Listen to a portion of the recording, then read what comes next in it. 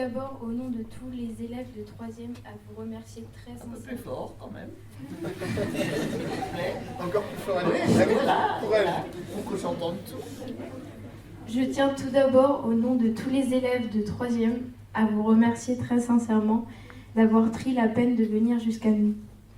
Nous vous remercions aussi de venir témoigner de cette terrible expérience et de mettre vos souvenirs et vos émotions au service du devoir de mémoire. Nous ne pouvons pas imaginer ce que vous avez enduré pendant la guerre et tout particulièrement dans les camps. Vous aviez notre âge, alors nous avons une pensée pour la jeune adolescente que vous étiez. Alors encore une fois, merci, Madame Pollack. C'est la deuxième fois que je viens chez vous et je l'ai toujours dit, j'ai toujours aimé votre établissement parce qu'il est très accueillant et ce que j'aime c'est l'espace, l'accueil et la façon dont les choses se passent, je pense. Voilà. En tout cas, voilà, je me présente, je m'appelle Simone, vous verrez de temps en temps Sophie aussi. Mon père voulait que je m'appelle Sophie et maman ne voulait pas de ce nom, donc je m'appelle Simone. Mon nom c'est Sophie Simone, voilà. Et donc Sophie Simone Pollack, je suis née à Schirmeck. Schirmeck n'est pas très loin d'ici, vous le savez, c'est une petite ville où beaucoup d'Alsaciens et de Lorrains ont un triste souvenir de cette cité. Pourquoi? Parce qu'il y a eu un camp là-bas. Ce camp, au départ, était prévu pour les personnes évacuées. Vous le savez, en 1939, on a évacué Strasbourg et tous les villages le long du Rhin. Et cet établissement à Schirmeck était prévu pour ces personnes. L'établissement n'a jamais été occupé par ces personnes.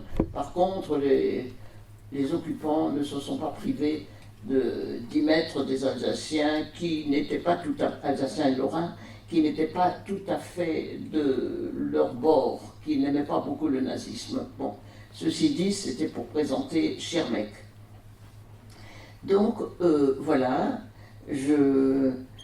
j'habitais, j'ai quitté Schirmeck à l'âge de 6 mois. J'habitais à Saverne avant la guerre. Disons, pour moi, la Deuxième Guerre mondiale a débuté le 15 juillet 1940. Pourquoi? Je vais vous le dire. Ce jour-là, j'étais chez la couturière.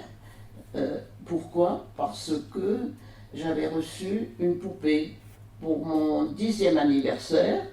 Et c'était une belle poupée de la grandeur d'un enfant de 6 à 8 mois.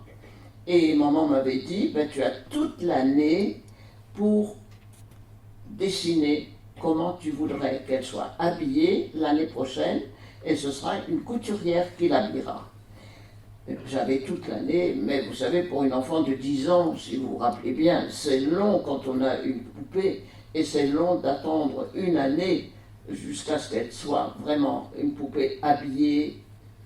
Alors, ça me paraissait très long, et alors j'étais un peu curieuse, et à la jointure, de temps en temps, je gratouillais la jointure de la tête, parce que c'est là qu'on pouvait éventuellement voir ce qu'il y avait à l'intérieur de cette tête. J'étais curieuse, et à force de gratouiller à la jointure, et ben voilà, j'ai vu ce qui se passait à l'intérieur de cette tête, mais il n'y avait, est-ce que vous croyez, rien. Il ne fallait pas uniquement l'habiller, mais il lui fallait maintenant aussi la chapeauter. Et j'ai amené ma poupée chez la couturière, et ce 15 juillet 1940, j'avais eu l'ordre de la chercher chez la couturière, la poupée. Toute fière, je l'avais dans mes bras, elle était belle, et c'était beau. Et en route, je rencontre mon frère. Mon frère avait donc 4 ans de moins que moi. Il vient à ma rencontre et me dit, viens vite, rentre à la maison, on part. Où ça, il n'a pas su me le dire. Il est vrai qu'en 1940, en juillet 1940, vous savez, les transports ne fonctionnaient plus, on n'avait plus de nouvelles des parents, la poste ne fonctionnait pas. Tout était, à ce moment-là, on vivait vraiment au jour le jour, on était occupés, mais on vivait au jour le jour. Et je me disais, bon Dieu, maman se faisait du souci pour sa famille, et je me disais, ah, on va partir, et je me réjouissais. Je rentre à la maison, Et qu'est-ce que j'entends? Un brouhaha terrible. Maman donne à droite, à gauche, tenez, je vous donne ça, vous me le rendrez quand je reviendrai. Elle donne une nappe, elle donne donc des couverts en argent, comme elle vendait de la bonnetterie, elle donnait de la bonnetterie, les gens le prenaient, ben vous me paierez quand je reviendrai. Mais je ne savais toujours pas pourquoi tout cela se passait, et maman tout d'un coup dit, vous savez, il faut que maintenant que je me prépare. Et que se passait-il? Eh bien, pendant mon absence, eh bien, un wagmestre, c'est-à-dire un employé de la mairie, était venu et avait donné une feuille pour dire, voilà, dans l'heure, il faut que vous soyez dans la cour de la mairie de Saverne, dans la cour, avec une valise, 3 jours de vivres et une couverture. C'était très peu. Maman, le matin même, avait fait de la gelée de groseilles additionnée de framboises. Les pots étaient sur la table et elle s'est vite dépêchée de nous faire des sandwichs pour pouvoir emmener et être à l'heure dans cette cour. Et on ne savait pas du tout ce qui allait s'y passer.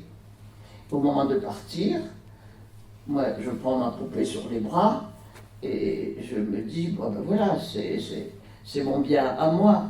Et maman me dit, écoute, cette poupée, on va la laisser à la maison, tu la retrouveras en rentrant. Je ne sais pas si elle y croyait vraiment à ça, mais c'est ce qu'elle m'a dit. Et qu'est-ce que j'ai fait? J'ai pris ma poupée et je l'ai mise dans mon lit, voilà. Et à la place, elle m'a donné le sac à provisions. Et nous sommes allés dans la cour de la mairie, où il y avait d'autres juifs qui s'y trouvaient. Pour nous, c'était l'expulsion. C'était l'expulsion de tous les juifs d'Alsace et quand je dis de Lorraine, de Moselle. On avait un statut particulier. Les juifs d'Alsace, des départements du Rhin, des 2 départements du Rhin et de la Moselle. On a attendu, des formalités d'usage, on avait le droit d'emmener un certain montant, dont je suis bien incapable de vous dire le montant, c'était pas de mon ressort. Et puis on est monté dans des autobus.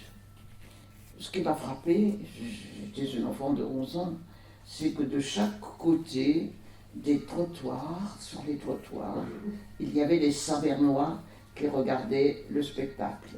C'est-à-dire, c'était l'expulsion par les nazis des Juifs de Saverne. Mais, en route, on est monté dans ces bus, et en route, je voyais la tête des personnes qui se demandaient où allons-nous. Quand nous sommes allés vers le sud, j'ai senti que les personnes se détendaient. C'est-à-dire que les adultes avaient peur déjà qu'on nous amène en Allemagne à l'époque.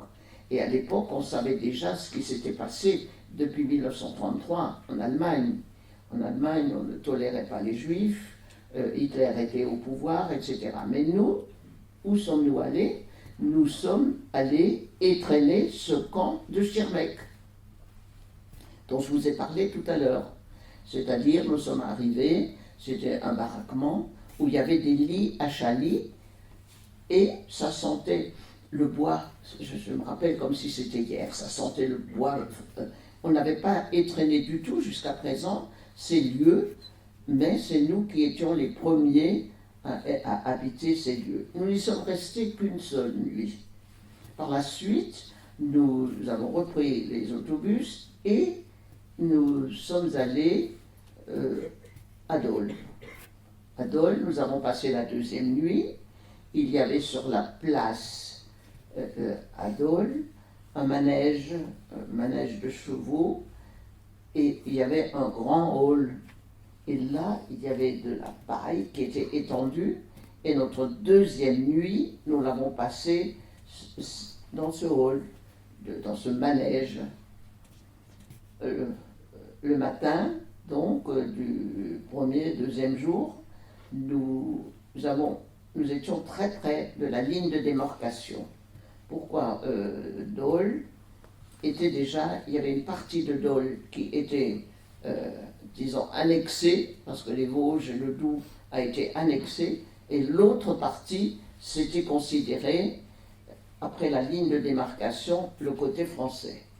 Et on nous a donné la possibilité de choisir, soit de faire 11 km à pied, ou comme les bagages, ou pour les enfants et les personnes âgées, ou de marcher avec les parents. Mon frère et moi, nous avons vraiment choisi de marcher à côté de notre maman. Pourquoi? Parce que, vous savez, 2 enfants seuls, c'est pas drôle, hein, voilà. Et il faisait très chaud, vous imaginez bien. Le 16 juillet, comme il peut faire chaud, et en route, il y avait de braves villageois qui ont voulu nous offrir, ils avaient un seau, un verre, et nous offrir un verre d'eau à boire. Pourquoi? Parce qu'ils avaient un peu pitié de nous, on ne devait pas avoir l'air très frais. Et les Allemands qui étaient là, parce qu'on était accompagnés par les militaires, allez, Schnell, Schneller, ils ne voulaient pas qu'on s'arrête et ils ne voulaient pas que les villageois nous désaltèrent. Bref, on est arrivé à la ligne de démarcation qui, à l'époque, c'était une simple barrière qu'on soulevait, voilà. Mais quand on a regardé au loin, c'était un serpent de vie humaine qu'on voyait devant nous. Bien sûr, pourquoi? Parce que tout le monde a été expulsé en même temps. Alors, on restait là et on est venu nous chercher. Les voitures, à l'époque, premièrement, il n'y en avait pas autant qu'aujourd'hui. Et deuxièmement, elles étaient, pour les personnes qui avaient une voiture, elles avaient été réquisitionnées. Pourquoi? Parce que il n'y en avait pas tellement et ça servait pour les militaires. Alors on a attendu jusqu'à la nuit avant que quelqu'un arrive pour nous aider. Alors qu'est-ce qui arrivait? C'était des attelages de bœufs, de chevaux, c'était des voitures à bras. Et ben voilà, c'est comme ça que nous sommes partis. Et vers les 2h, 3h du matin, mon frère tombait de sommeil. Maman a dit, voilà, il y a une possibilité de monter dans une voiture. Vous montez avec les bagages et les adultes venaient à pied après. Et là, bon, on a été débarqués devant un hangar, il y avait un peu de foin. Mon frère tombait de sommeil et s'est endormi tout de suite. Et moi, stoïquement, j'attendais maman qui est venue un peu plus tard. Ils n'ont fait que 3-4 km, donc ils sont venus, bon, le jour pointait déjà quand ils sont arrivés. Là, nous avons été pris en charge, c'est-à-dire on n'était pas les seuls, on nous a offert un café, puis après on a pris le train pour aller à Lons-Saunier. Lons-Saunier, c'est une petite ville où nous avons été accueillis à l'école normale de garçons.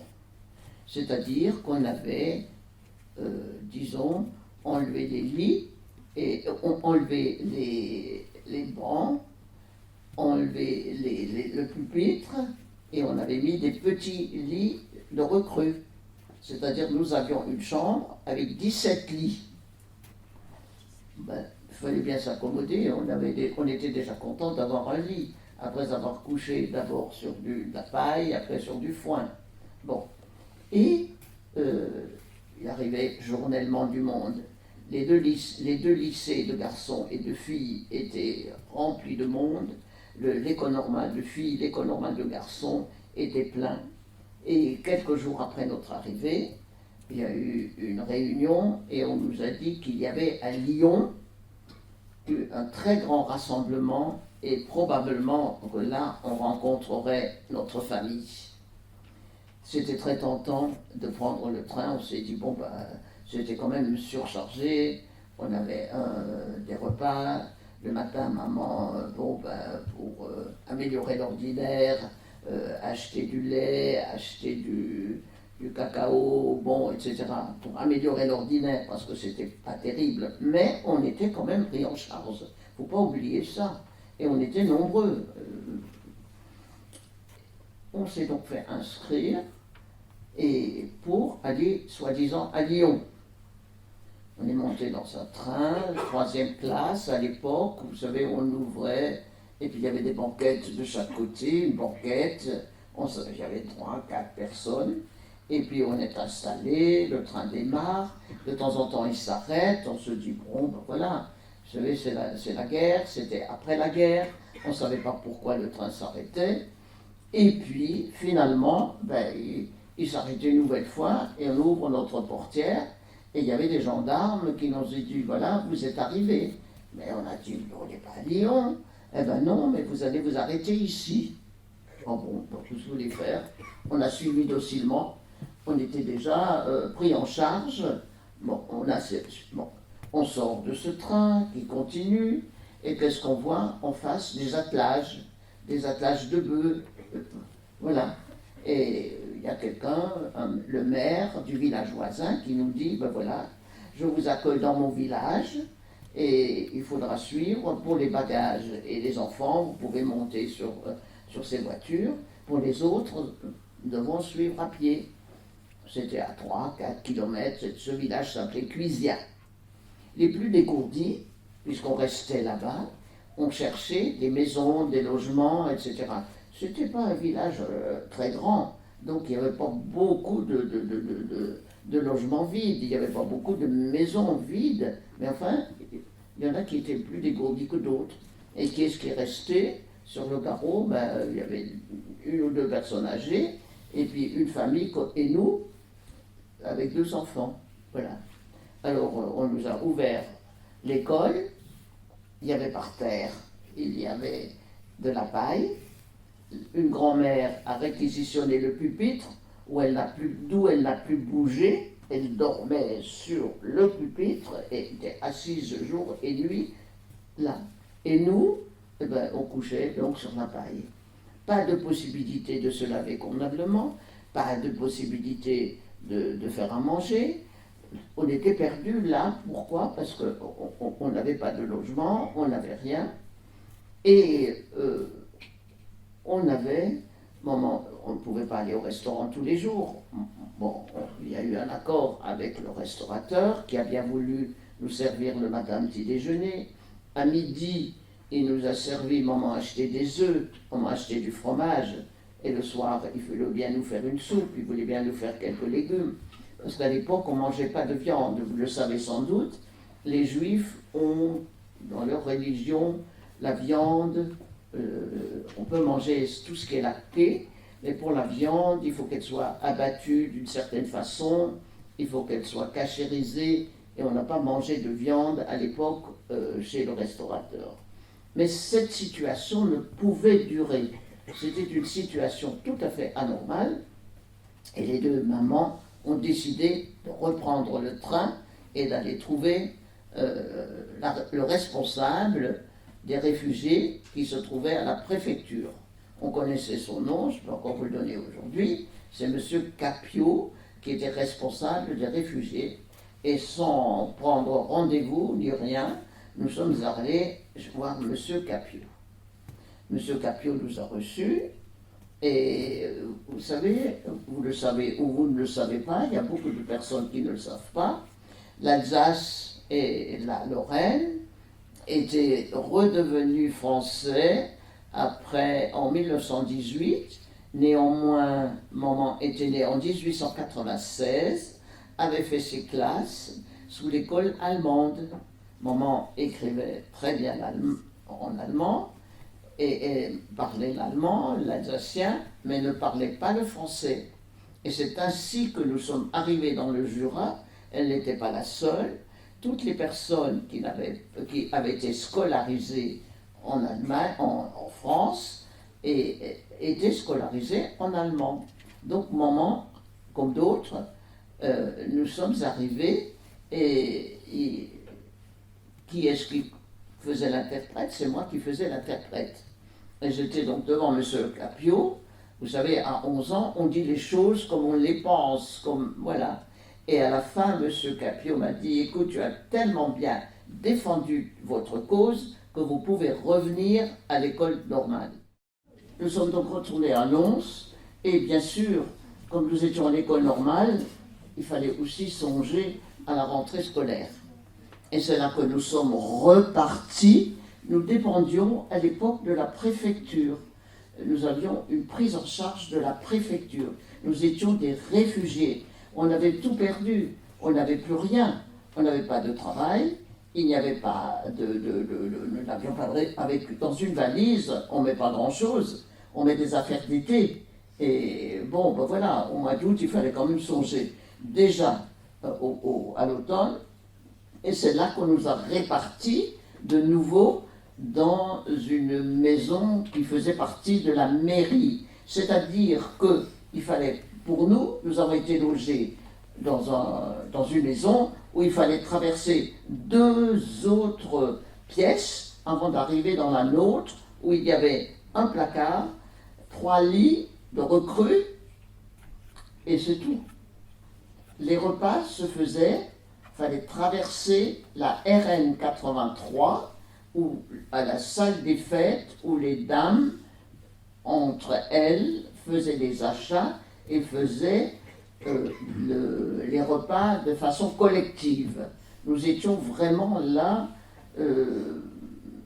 vraiment pas très à l'aise, c'est ce qu'on peut dire. Entre-temps, il y a eu la rentrée scolaire, nous avons été scolarisés, et tout d'un coup, un jour, qu'est-ce qu'on voit arriver?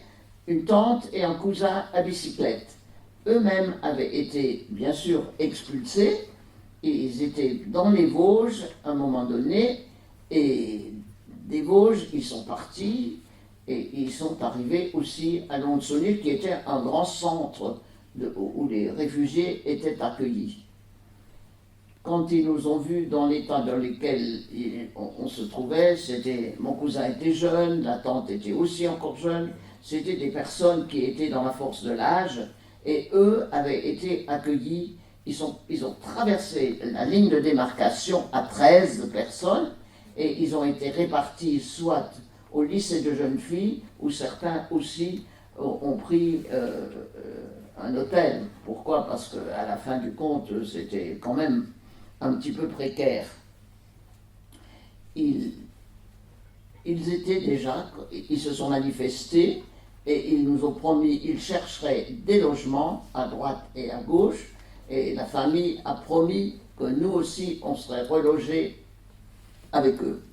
Ce qui fait que, pour vous situer bien, autour de Lons-Saunier, il y a eu pratiquement dans tous les villages autour de Lons-Saunier, il y avait des réfugiés juifs, donc presque.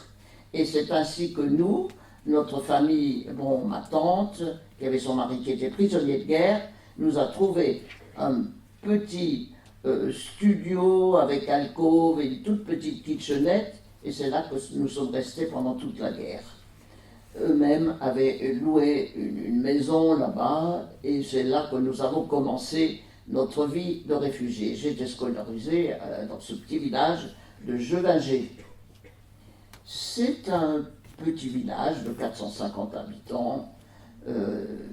C'était très difficile, vous pensez bien.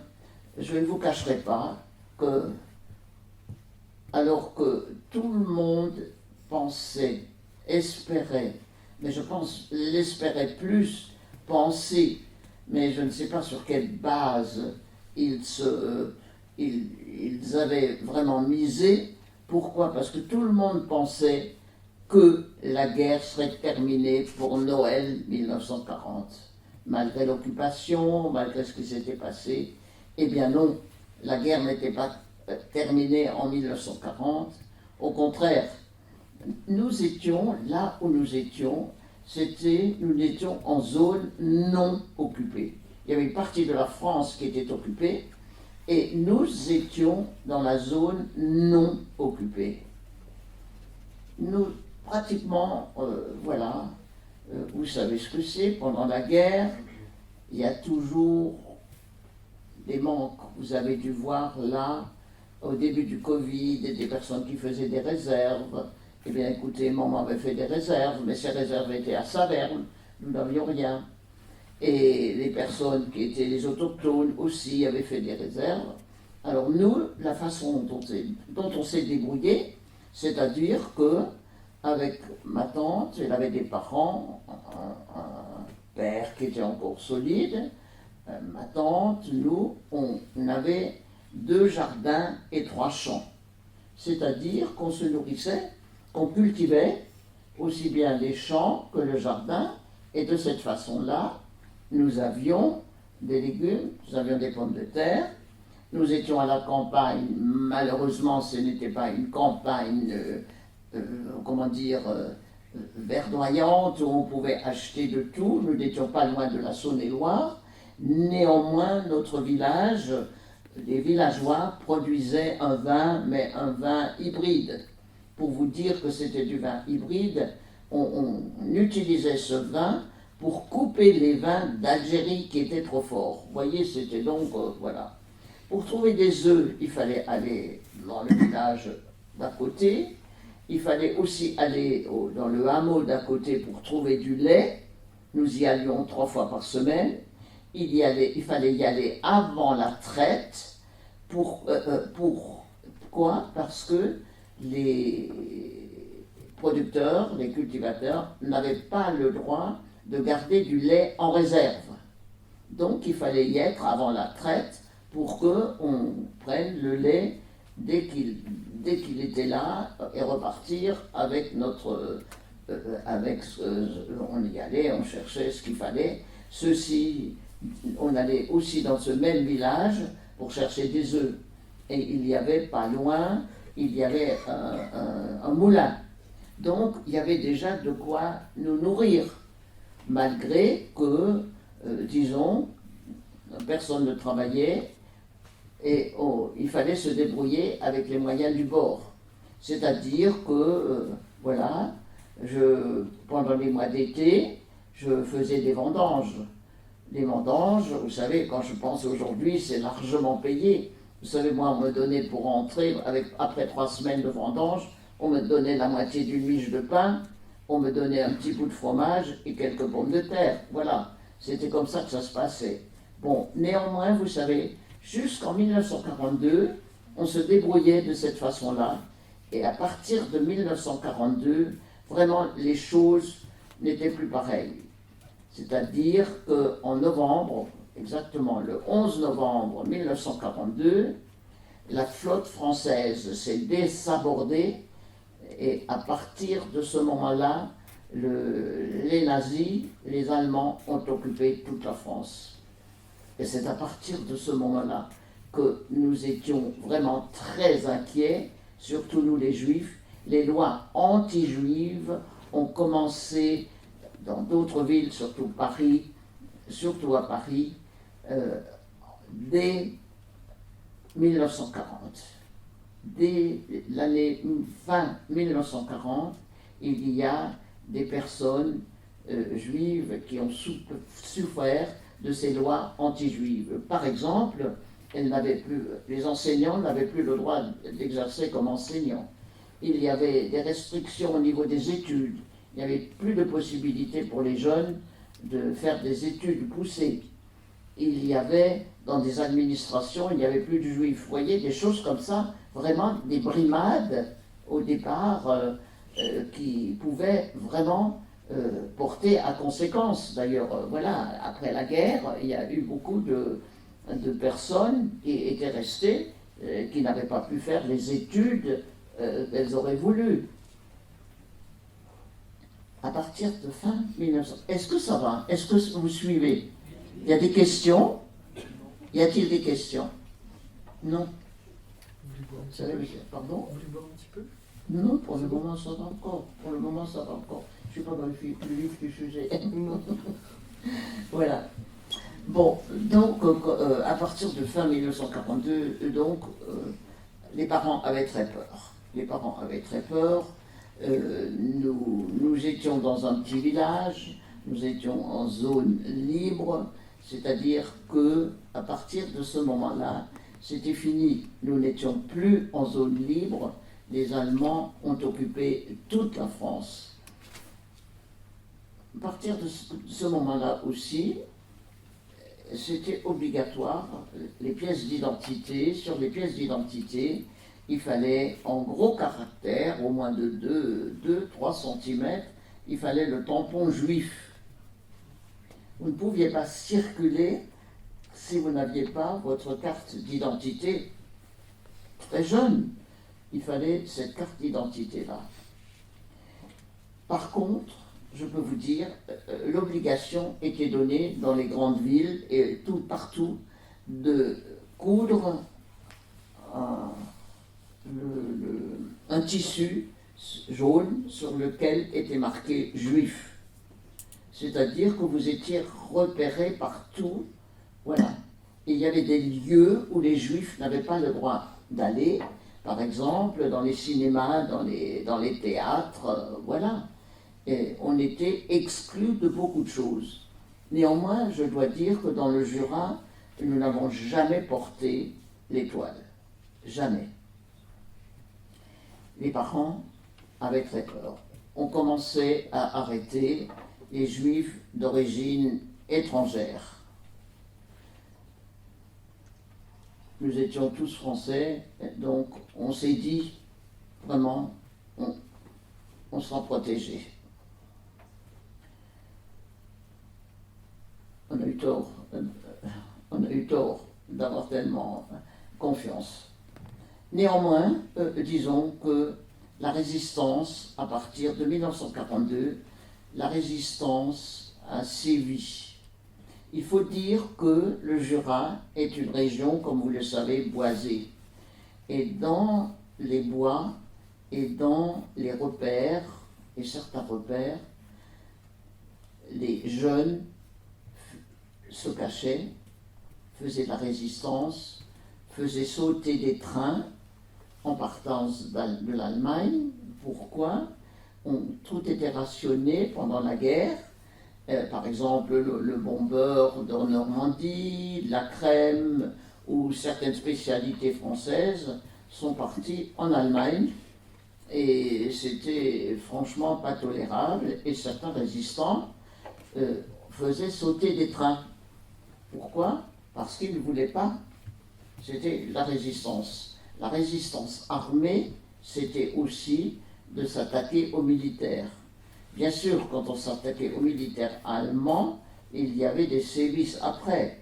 Pourquoi? C'est comme ça, vous avez dû entendre parler de certains villages particulièrement éprouvés, Oradour, même d'autres villages qui n'étaient pas... Oradour, c'était particulièrement cruel. Mais les Allemands ne faisaient aucun cadeau. Dès qu'ils attrapaient quelqu'un, c'était, j'aime autant vous dire, que les camps de concentration existaient. Nous, en France, je mentirais si je disais qu'on savait l'existence des camps de concentration. Les Allemands qui étaient venus se réfugier en France, en Alsace, à Saverne, nous racontaient qu'ils avaient été obligés de partir, que leur appartement avait été dévalisé, que leurs propriétaires les mettaient pratiquement à la porte, que leur commerce, les vitrines de leur commerce avaient été boycottées, que vraiment. Mais les camps de concentration, on ne savait pas que ça existait. Néanmoins, moi j'étais scolarisé à Nons et maman avait très peur. À partir de 1943, on avait très peur. C'était l'ennemi était là, il était invisible. Il y avait, vous pouviez être, en vous promenant ou en allant à l'école, vous pouviez être arrêté, on pouvait vous demander votre carte d'identité. À partir du moment où vous aviez une carte d'identité avec la mention juif, vous étiez suspect. Il faut le dire, c'était comme ça. Mais à partir de 1943, c'était comme ça. 1944, c'était encore pire. Pourquoi? Parce que, par exemple, au mois de février 1944, je ne suis même pas allé au cours tout le mois, j'ai supplié. Vous savez, on avait une pièce, on avait un alcôve.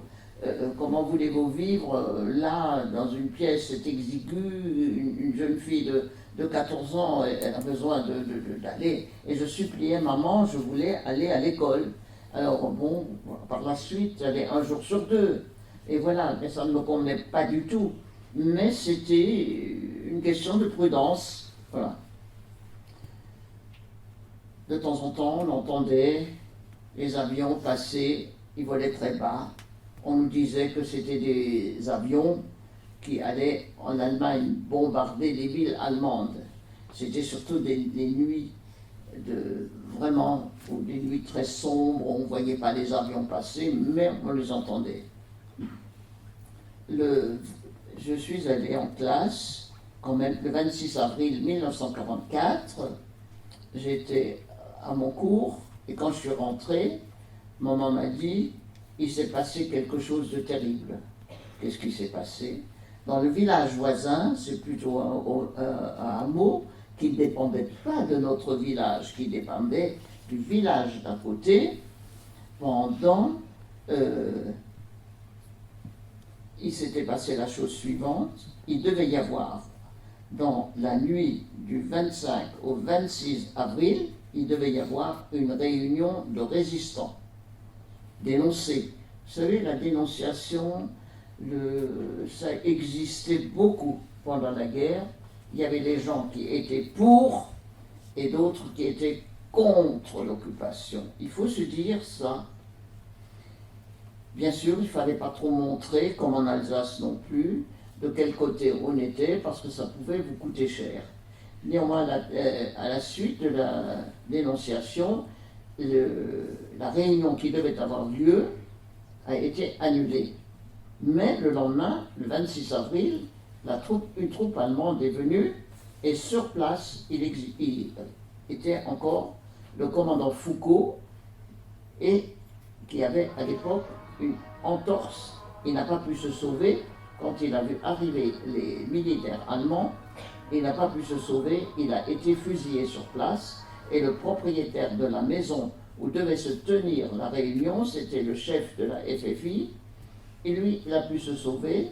Sur place ont été arrêtés l'épouse du propriétaire et une employée de maison. Et cet établissement a été incendié. Ça, c'était le 26 avril quand je suis rentré à la maison. Et maman m'a dit, je suis très inquiète de ce qui peut arriver, je suis très inquiète. Je ne suis donc pas allée à l'école. Et le 27 avril, qu'est-ce qu'on voit? On voit, tout d'un coup, après le repas, on voit des militaires qui rôdent autour de notre village et qui avancent, fusil au poing. On se demandait pourquoi, vous savez, on se demandait. Et puis, peu après, on frappe à notre porte. Maman avait fait la lessive le matin, 27 avril. C'était une journée très ensoleillée. Il y a 2 militaires qui rentrent, qui déclinent notre identité. Vous avez à vous préparer et à nous suivre. Maman et moi, j'ai demandé l'autorisation d'aller chercher le linge qui était en train de sécher dans le jardin et ils m'ont laissé partir. À ce moment-là, j'aurais très bien pu me sauver. Mais ce n'était pas du tout dans mes intentions. Je n'aurais jamais pu laisser ces 2 personnes les plus chères au monde, qui me mettaient le plus cher au monde, j'aurais jamais pu les laisser seuls. Maman et mon frère. Je suis allé, j'étais dans le jardin, le linge était sec, et je suis revenu à la maison. Nous sommes donc partis. Mais tout ce qui vient maintenant, je l'ai appris après. Parce que, voilà, moi c'est le moment de l'arrestation, je reprendrai la suite en ce qui vous concerne après. Nos voisins de palier étaient également des réfugiés juifs. Le mari avait été libéré par les Allemands comme prisonnier de guerre malade. Et ils avaient encore un enfant qui était âgé de 18 mois. Il y avait une fille aînée qui avait 2 ans de moins que moi, donc elle avait 13 ans. Il y avait une autre qui avait 11 ans. Et ce petit de 13 mois, ils étaient là. On les a arrêtés aussi. Le père n'était pas là, et l'aîné des filles. Je vous parlerai d'eux après. Et puis,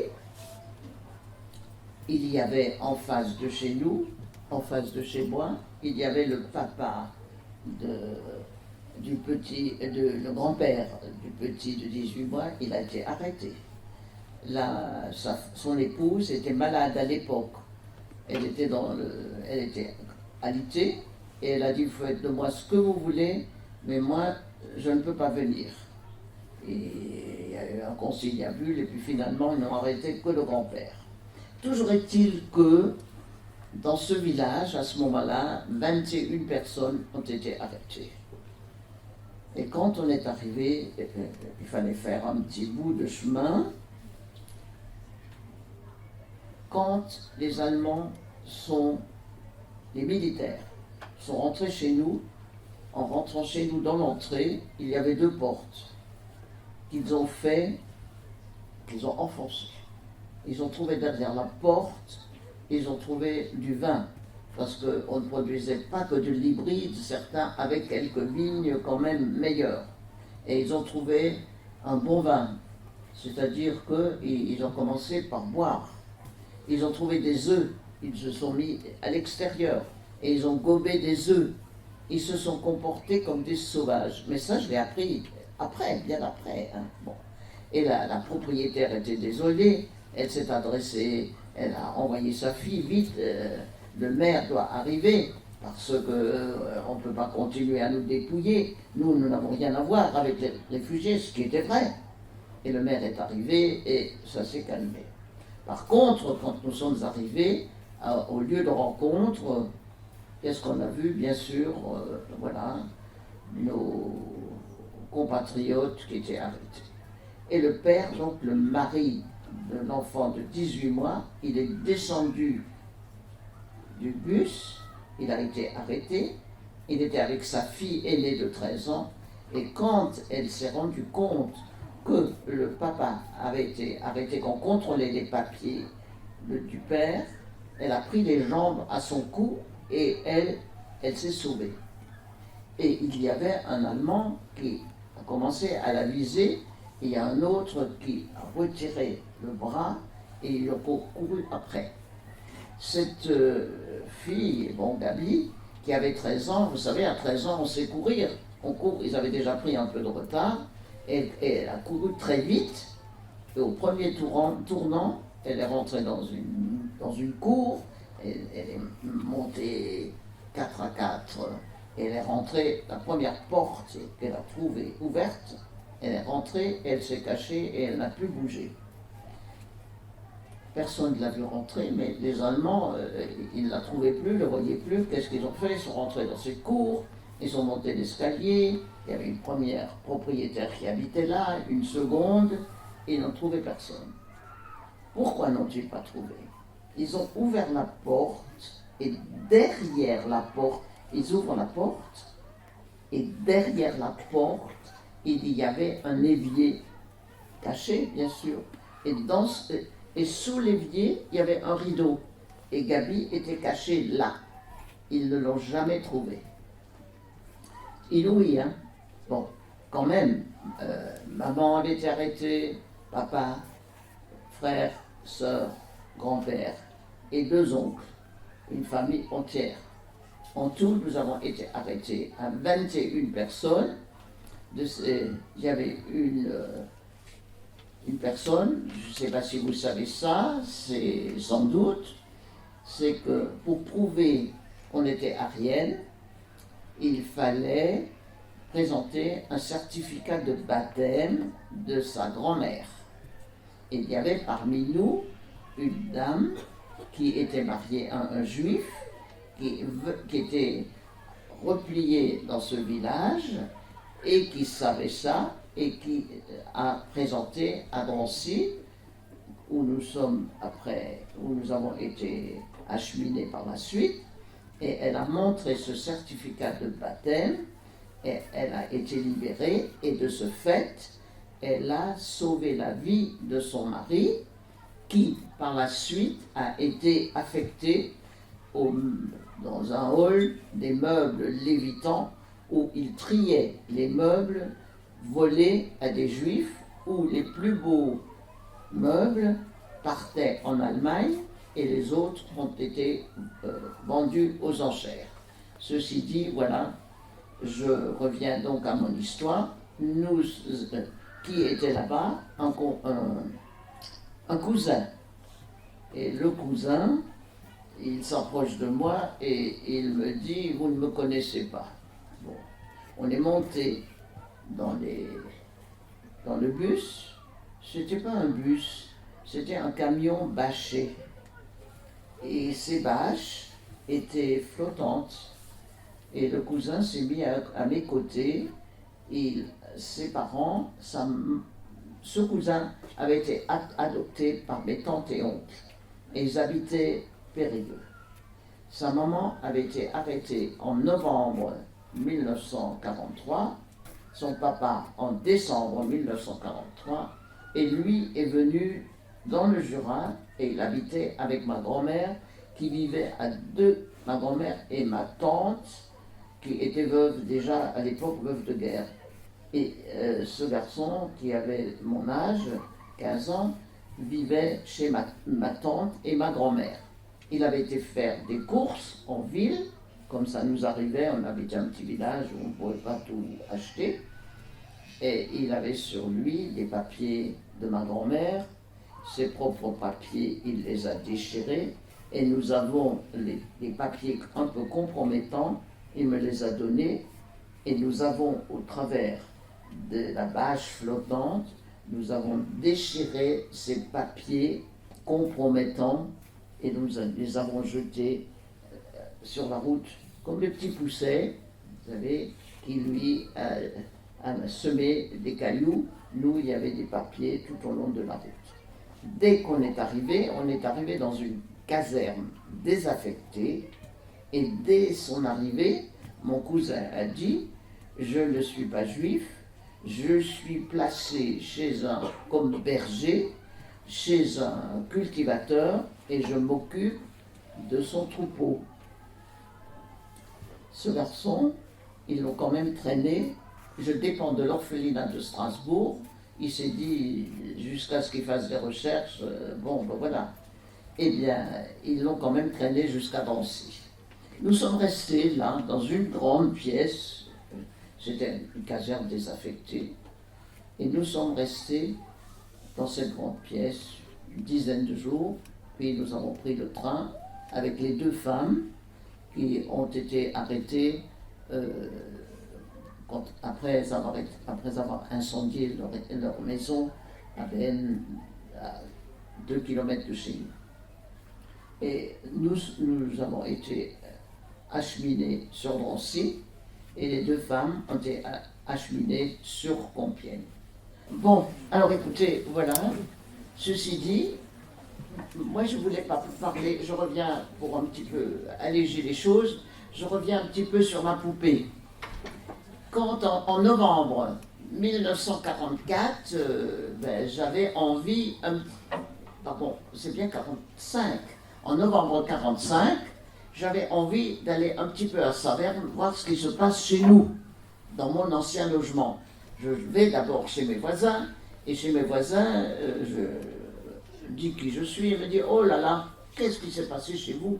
Chez vous, on a sorti tout, on avait un propriétaire qui avait son garage à côté de notre maison, il avait donc la possibilité de rentrer, de monter, de faire ce qu'il voulait, d'autant que cet homme était un grand sympathisant allemand. Alors, bon, elle me dit d'ailleurs, et j'avais reconnu, il y a encore vos rideaux et vos stores aux fenêtres. Je sonne de corps battant, je sonne.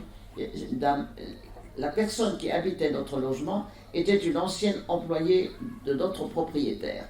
Je sonne, la dame a bien voulu me laisser rentrer, et je regarde à droite et gauche, bon, il n'y a rien, même les rideaux, c'est ma grand-mère qui me les a offerts, ceci, bon.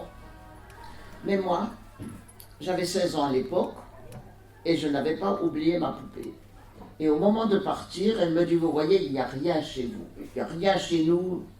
J'ai dit, écoutez madame, j'ai vu sur le divan une poupée, et cette poupée, elle m'appartient. Elle m'a dit, mais jamais de la vie, c'est la poupée de ma fille.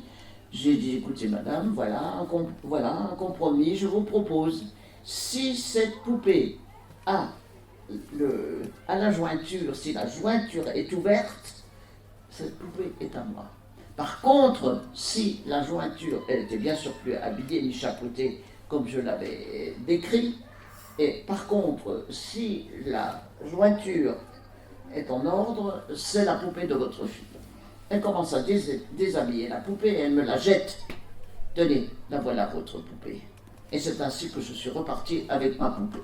Mais c'est pas terminé, parce que cette poupée, bon, de la grandeur d'un bébé de 6 à 8 mois, ma tante avait une bonnetterie, elle vendait de la layette, et cette poupée a trôné pendant des années dans la devanture de ma tante. Ça, c'était un petit peu pour alléger les choses. Voilà, c'est ça. Bon, je continue. Nous étions donc à la caserne et nous sommes partis à Drancy. Drancy, vous avez peut-être déjà vu, ce sont 3 bâtiments en fer à cheval. Voilà. Le premier bâtiment, c'est à l'intérieur de la cour, c'est là qu'il fallait remettre ce qu'on avait, c'est-à-dire de l'argent, des bijoux, tout ce qui avait un peu de valeur, on nous demandait de le remettre. Voilà, on a remis, on n'avait plus grand-chose, mais on a remis. Et puis on est resté une dizaine de jours, et après on nous a dit qu'on allait partir pour aller en Allemagne. Où on nous a distribué des étiquettes à mettre à l'extérieur et à l'intérieur de nos valises. Et quand on a demandé où nous allions, on nous a dit qu'il y avait un grand centre d'accueil où nous pourrions récupérer nos affaires facilement. Les valises sont parties 2 jours avant. Nous sommes partis le matin aux aurores. Devant mes yeux, il y a une dame qui est tombée. Il s'est trouvé que cette dame était de mon village, une dame âgée. Il s'est trouvé, bon, cette personne, je vous dis en passant, cette personne, on l'a retrouvée nulle part après. Mais quand nous sommes arrivés sur le quai, nous sommes partis, nous étions par 60, et à chaque fois il y avait un intervalle entre, et quand nous sommes arrivés à Bobigny, c'est la gare de triage de Bobigny, qui est une gare affreuse, je peux vous dire, à l'époque il y avait encore des locomotives à vapeur, et ces locomotives à vapeur faisaient un bruit terrible, et quand nous sommes arrivés sur le quai, il y avait 3 brancards qui étaient alignés. Je suppose qu'une de ces personnes qui étaient tombées devant moi, morte ou seulement peut-être encore vivantes, elles sont parties sur le brancard à Auschwitz-Birkenau. Nous étions donc à 60 dans un wagon, c'est-à-dire nous avançons lentement. Et à contrebas de ce quai où nous nous trouvions, on voit des wagons à bestiaux et des ouvriers qui sont en train de décharger des bottes de paille qui ont été éparpillées dans les wagons. Je me rappellerai toujours la tête des personnes qui sont là et qui se rendent compte que cette paille, que ces wagons à bestiaux nous sont destinés. Et c'est effectivement ce qui est arrivé. Nous avançons, il y a 20 wagons de 60 personnes qui sont partis. Et sur les statistiques, il y a marqué 1197 personnes, dont 3 inconnus, dont je viens de vous parler. Dans le wagon, qu'est-ce qui se passe? Au dernier moment, on monte une tinette, et au dernier moment, un Posten, c'est-à-dire un militaire allemand lourdement armé, monte dans notre wagon. Pourquoi? Je vais vous dire pourquoi. Parce que dans certains convois, les déportés sont arrivés à déceler les planches du train, de plancher, et ont pu se sauver. À partir de ce moment-là, nous avions un militaire allemand jour et nuit dans notre wagon. Il sortait, bien sûr, le train restait pendant des heures sur une voie de garage, et pendant ce temps, il sortait et il se nourrissait, ce qui était normal. Voilà, c'est comme ça que nous arrivons, au bout de 3 jours, Et 3 nuits, nous arrivons le 20 mai, nous sommes partis le 20 mai de Drancy et nous arrivons au matin du 23 mai à Auschwitz. Avant d'arriver, nous sommes arrêtés assez longtemps. Le posten était sorti et tout d'un coup il rentre et il nous dit, il y a ses copains qui sont derrière et il nous demande des valeurs, ce que vous avez comme argent, comme bijoux, comme articles en cuir. Il nous demande et il nous dit qu'il repassera dans un quart d'heure et il ramasse ce qui... Bon, il n'a pas ramassé grand-chose. Ceci pour vous dire que il voulait aussi, il savait très bien où on allait et il savait très bien ce qui nous attendait, mais il voulait aussi leur part, la part du gain. Et pourquoi? Parce qu'après, quand on a dit que les Allemands ne savaient pas ce qui se passait, moi je n'ai jamais cru à cela. Bon. Bref, on arrive, on attend encore je ne sais combien de temps, par la lucarne. Vous savez, quand vous voyez de temps en temps des têtes de chevaux, par cette lucarne, le plus grand d'entre nous, il regarde et on lui demande qu'est-ce qu'on voit. On voit des hommes en pyjama qui se déplacent très vite. Ça ne nous dit pas grand-chose. Et puis au bout d'un certain temps, bon, la matinée est déjà avancée, quand on ouvre, on entend des gonds qui sautent au loin, et tout d'un coup, c'est aussi notre train qui est ouvert. Et alors on nous dit, ce sont les petits hommes, ce sont des déportés, ce sont vraiment de bons hommes qui sont en costume rayé. Les costumes rayés, voilà, Schnell, sortez, etc. Sans bagage à main, sans rien. Vous descendez. Et qu'est-ce que vous voyez? Il y a la rampe, on est dans le camp. Au milieu, on avance, on nous dit d'avancer vite. Et au milieu, il y a des personnes qui ne peuvent plus marcher. Il y a des personnes qui sont âgées, qui sont assises là. Les autres doivent avancer. Mon amie de Paris, c'est une amie que je me suis faite à Drancy. Mon amie de Paris, elle a le petit garçon de 18 mois. Elle lui dit, écoutez, j'ai bien trop peur qu'il ne lui arrive quelque chose. Je vous rends votre enfant. Et toutes les personnes qui ont un enfant sur les bras, des personnes âgées, des personnes qui ne sont pas en âge de travailler et que vous voyez qui sont âgées, elles partent, elles sont dirigées, on leur dit de rester assises et par la suite, elles sont dirigées à droite. Maman est au milieu, mon frère d'un côté et moi de l'autre. Et nous avançons, on ne voit pas devant nous. Vous savez, pour faire avancer 1197 personnes, ça fait du monde, hein. On avance et tout d'un coup, je ne sais pas comment ça se fait, on se trouve devant 2 militaires allemands. Il dit à maman et à mon frère, vous allez de l'autre côté, et à moi, il me dit d'aller là. Maman dit, mais c'est ma fille. Ah, dans 8 jours, vous allez vous revoir. Et c'est ainsi que nous nous sommes séparés, et je ne les ai plus jamais revus à ce moment-là. Se sont formés 2 groupes. Un groupe de femmes qui sont désignés pour le travail, un groupe d'hommes, autant, qui sont également désignés pour le travail. Nous ne savons pas ce qui se passe, on ne sait pas. Elle nous dit dans une langue qu'on ne connaît pas, de s'aligner par 5, enfin il y a un peu de pagaille, et elle sort, les gens qui comprennent le polonais nous disent ce qu'elle a dit, sale juif, je vous materai, vous verrez. Bon, sur ces entrefaites, il est à peu près... c'est vers le soir, et nous dirigeons vers des baraquements. Ces baraquements, on rentre, on nous dit de nous déshabiller entièrement. À l'époque, en 1944, ce n'est pas l'habitude encore de se déshabiller. Schnell, entièrement, on forme un petit tas, et il y a des femmes qui viennent et qui soulèvent le petit tas. Quand elles voient quelque chose qui les intéresse, elles l'empochent, et tout d'un coup, allez, vous vous alignez, et on voit plusieurs files.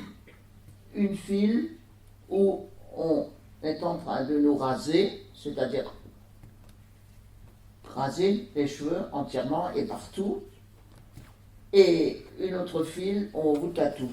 Vous avez peut-être déjà vu des tatouages, je vous montre le mien, voilà. Ça, c'est mon numéro qu'on m'a tatoué à l'arrivée au camp. Voilà. Et bien, après ces préliminaires, qui n'annonçaient rien de bon, nous étions sur des gradins. On a attendu, il faisait pas froid sur ces gradins. Personne n'a pensé à nous demander si nous avions faim ou soif. Nous commencions à avoir très soif parce que si vous êtes 3 jours dans le train, on nous a donné un paquet, la Croix-Rouge nous avait donné un paquet pour les 3 jours, il n'y avait pas de boisson, et vous avez très soif, mais personne ne nous a demandé quoi que ce soit. On était sur des gradins, et pourquoi il faisait bon?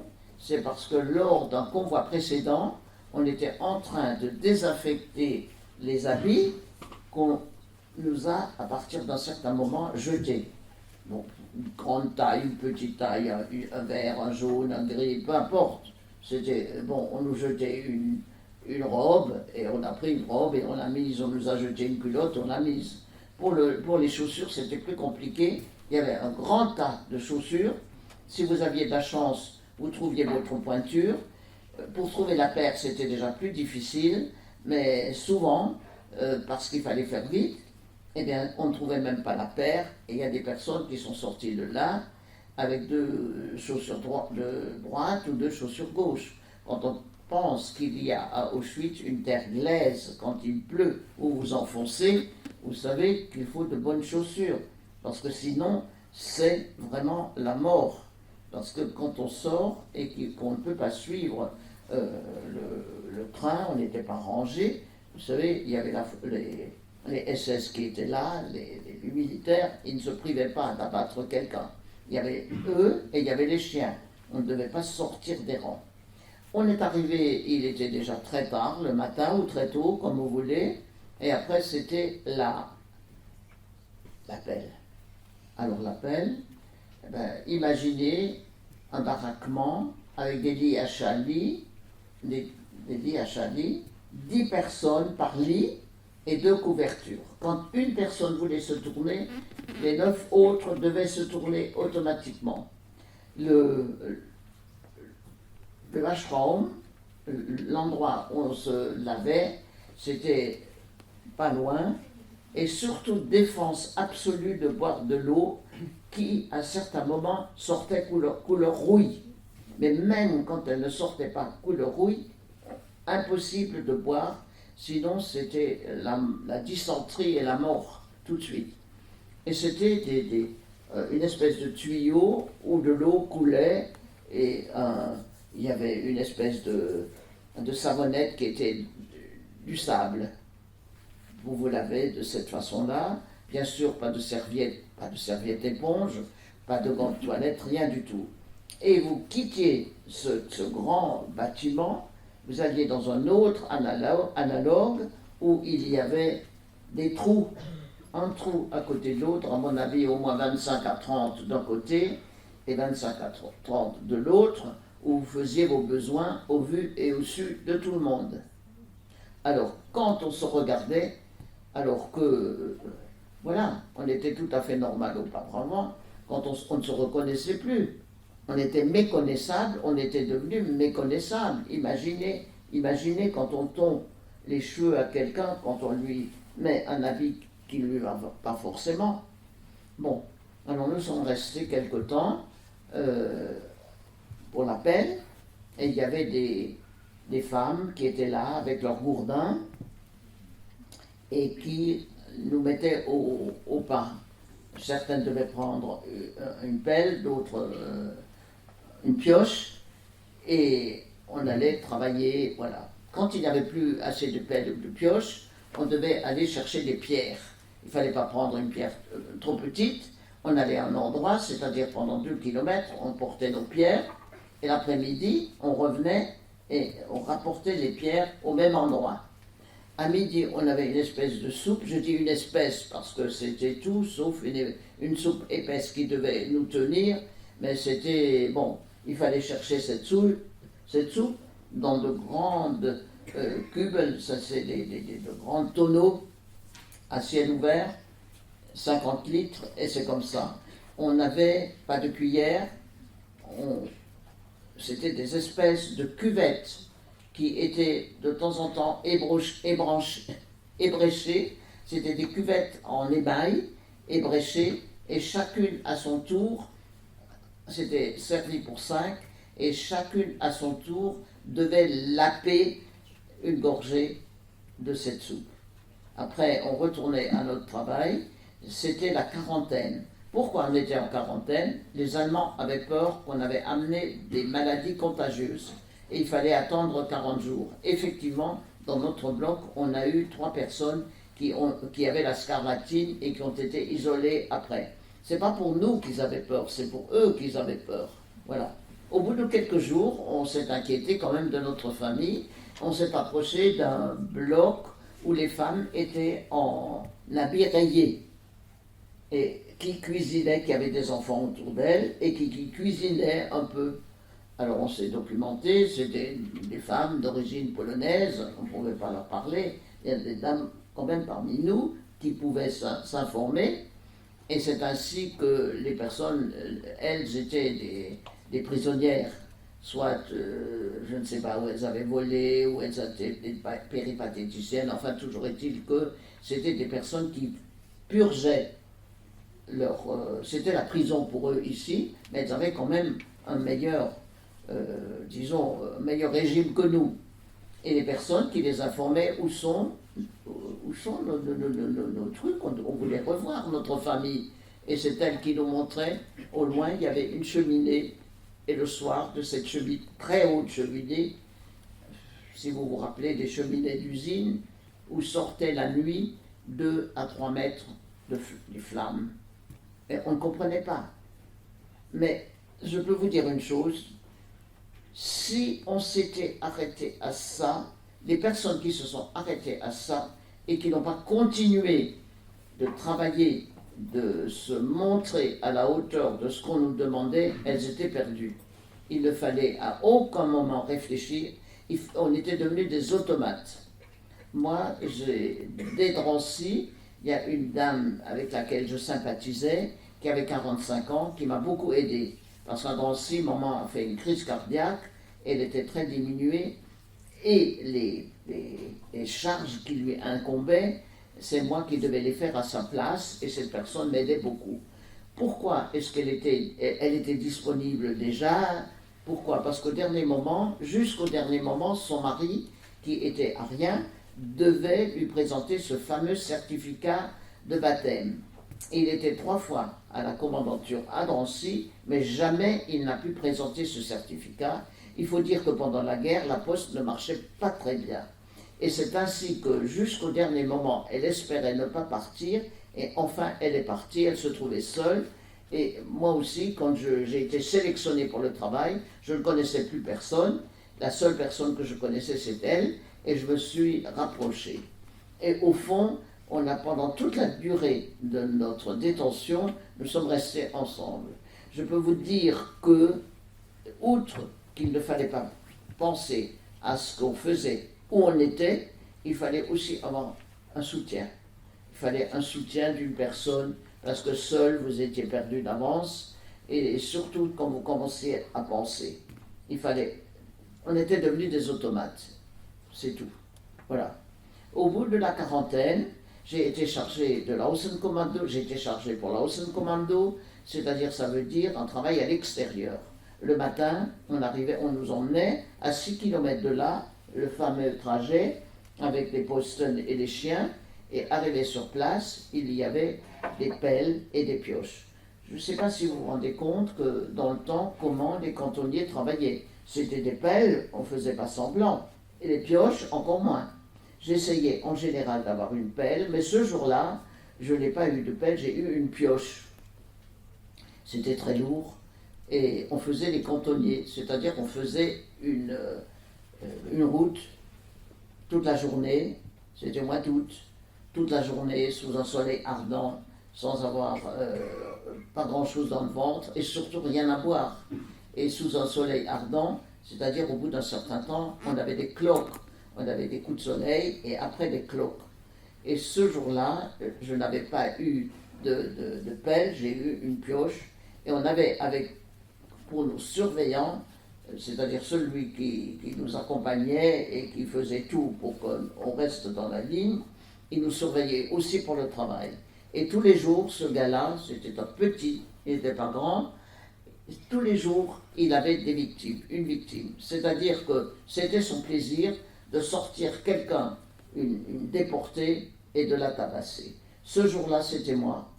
Et je sens encore aujourd'hui sa botte sur ma joue. Il m'a, malheureusement, c'est quelque chose que j'ai été. Quand je suis rentré, quand je suis rentré, j'avais une pleurésie. Et 1 an après seulement, on s'est rendu compte que j'avais une affection de la colonne vertébrale, c'est-à-dire une tuberculose osseuse qui a duré pendant 7 ans. J'ai été soigné 7 ans pour ma tuberculose osseuse. Et ceci était une blessure de ce gars-là, je peux vous dire.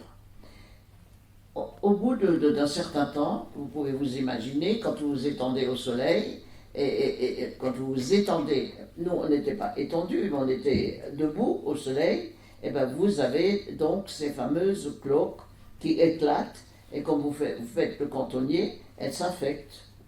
Alors on allait au revire, c'est-à-dire qu'il fallait avoir beaucoup de température pour être admise, revire égale hôpital.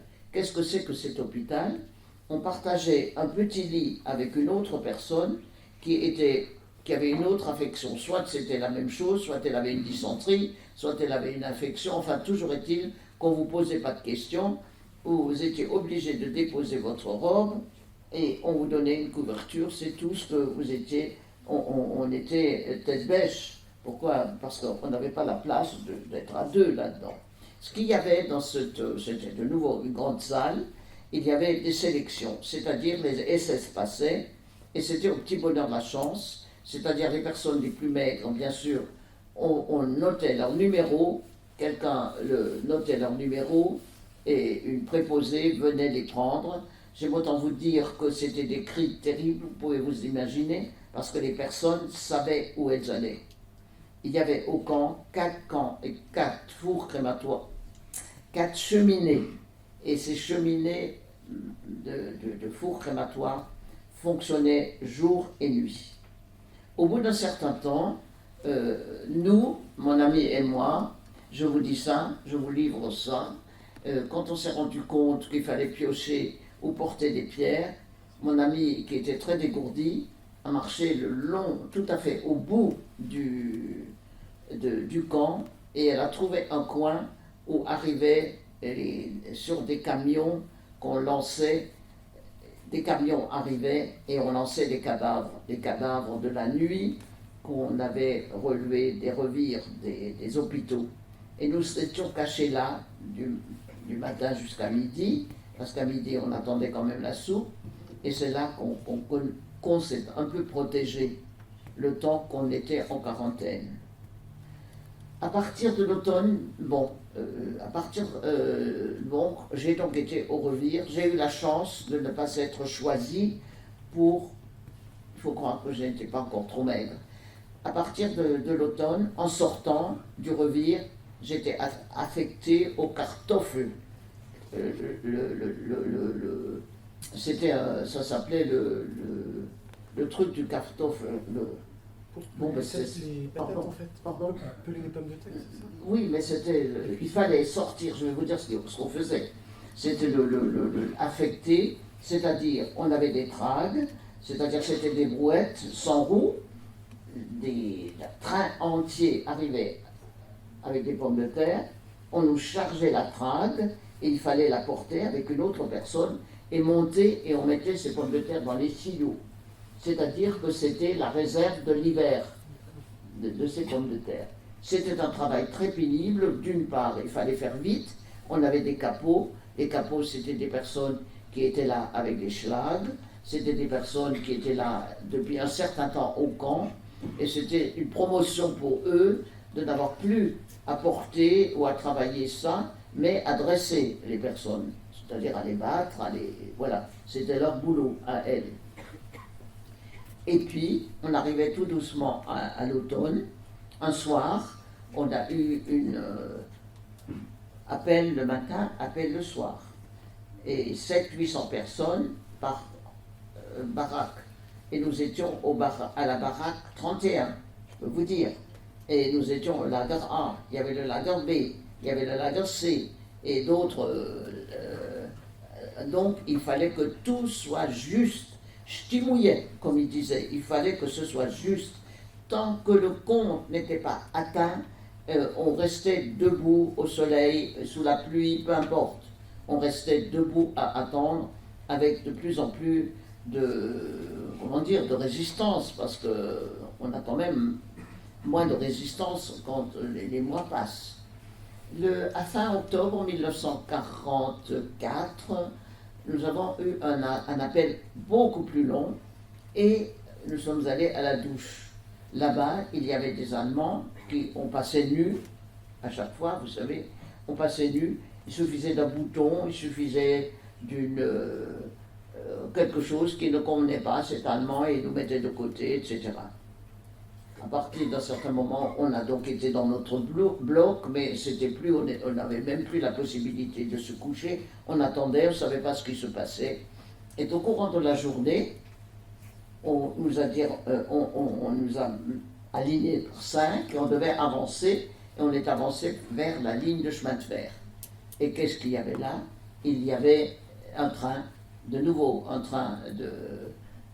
des wagons à bestiaux, cette fois sans paille, sans foin, sans rien du tout, mais on était à 2700 à quitter Auschwitz-Birkenau. Quand le train s'est ébranlé, il s'est passé beaucoup de temps, quand le train s'est ébranlé, on a ri, on a pleuré, on a chanté, on ne pensait jamais plus sortir d'Auschwitz-Birkenau. On est resté 3 jours en route et on est arrivé à un lieu, c'est-à-dire à Bergen-Belsen. 2700 personnes, il y avait 2 immenses, je ne sais pas, vous savez où est Bergen-Belsen, c'est tout à fait au nord de l'Allemagne, près de Hanovre. Il y avait là, on nous a répartis sous 2 grandes tentes, et un jour, on était là peut-être 2 jours, 3 jours, il y avait une tempête un peu plus élevée que les autres jours, et qu'est-ce qui s'est passé? La toile de tente où je me trouvais s'est cassée. C'est-à-dire, c'était un bruit terrible. On aurait dit que c'est un orage, et c'est de là, on nous a sortis de là, et on nous a mis dans des baraquements un peu plus bas. Alors, donc, on est arrivé à Bergen-Belsen. Ce qui est arrivé, c'est-à-dire qu'on était dans des baraquements bas, on partageait notre koya c'est le lit, avec une autre personne.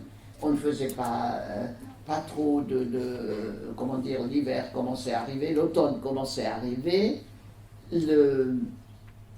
On ne faisait pas trop d'appels, c'est-à-dire que peut-être 2 fois par semaine, c'était formidable, mais au mois de novembre, l'état-major d'Auschwitz est arrivé, c'est-à-dire l'état-major, c'est les officiers, etc. Et c'est à partir de ce moment-là qu'on a de nouveau eu des appels tous les jours, matin et soir, etc. Or, c'était plus comme avant, c'était l'hiver, il y avait de la neige, et moi je sais qu'on m'avait volé. J'avais des bas, on m'avait volé des bas, resté dehors pendant des heures, et j'avais un manteau qui était long. Vous savez ce que j'ai fait du manteau? Je l'ai coupé et j'en ai fait des guêtres. Et c'est comme ça que j'étais protégée du froid. On est resté, on avait la possibilité à Bergen-Belsen d'aller à la douche, une douche chaude, tous les 15 jours. Et c'était Annelies Stern, qui est devenue après, par la suite, une très grande psychanalyste qui était d'origine allemande, qui nous menait avec des Allemands bien sûr, et un officier allemand avec lequel elle pouvait s'entretenir. Nous étions très peu nourris, il faut le dire. Bon, on avait une ration le matin, on avait des planches, notre lit se composait de planches. Et les planches, et une couverture qu'on avait eue.